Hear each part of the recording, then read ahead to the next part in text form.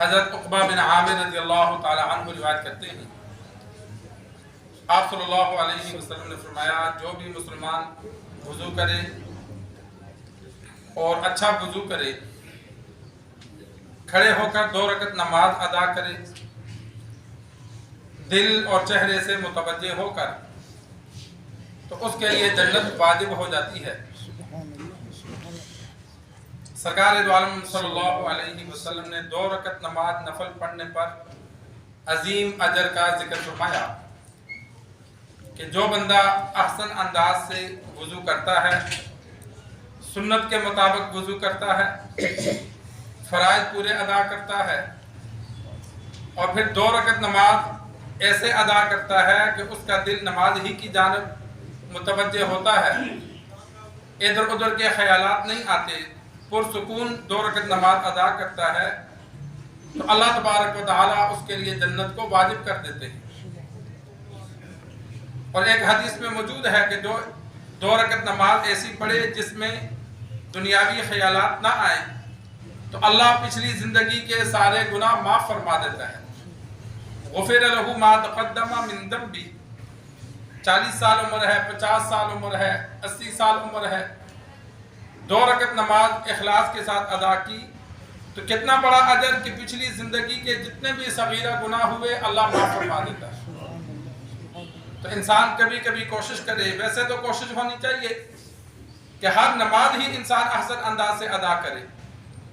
اور اگر نفل پر اتنا اجر ہے، فرض نماز کو اگر خشوع اور خضوع کے ساتھ توجہ کے ساتھ پڑھیں گے تو اس پر کتنا اجر ملے گا۔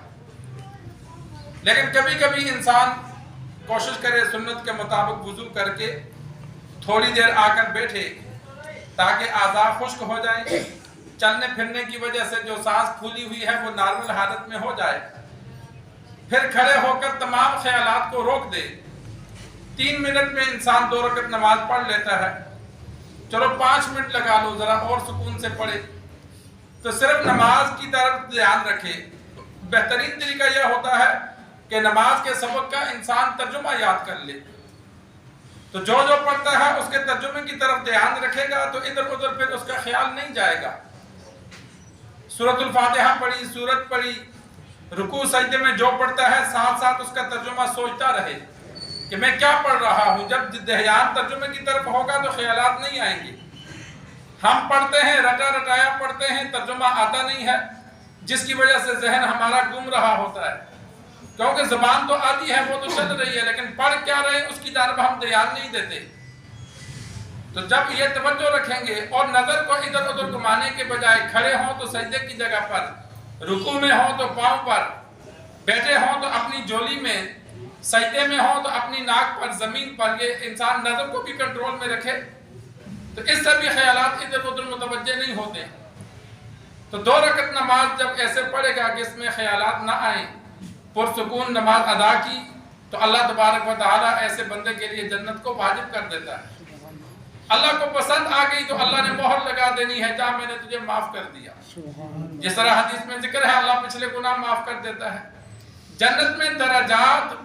بلند ہوں گے کثرت اعمال کی وجہ سے، لیکن بعض لوگوں کو اللہ تبارک و تعالیٰ کی جانب سے معافی ملے گی کسی عمل کے پسند آنے کی وجہ سے۔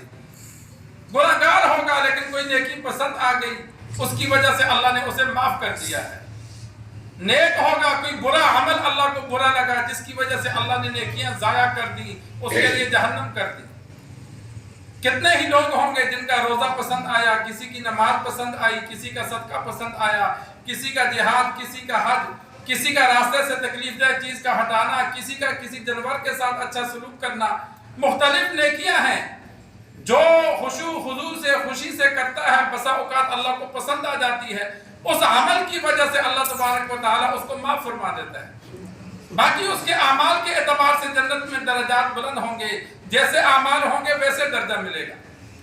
تو یہاں بھی اگر 2 رکعت نماز انسان اچھی ادا کرے، اللہ کو پسند آ گئی تو اللہ ایسے بندے کے لیے جنت کو واجب کر دیتا ہے۔ اللہ سے دعا ہے اللہ ہمیں دین سیکھ کر، سمجھ کر عمل کرنے کی توفیق عطا فرمائے۔